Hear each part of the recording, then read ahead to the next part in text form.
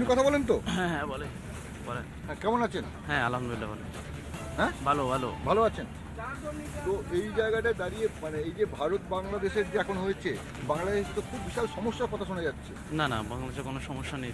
কোনো সমস্যা নেই? এত আগুন জ্বলছে, রক্ত পড়ছে, কোথায়? টিভিতে দেখাচ্ছে তো? দেখেন না। না? টিভিতে দেখেন না?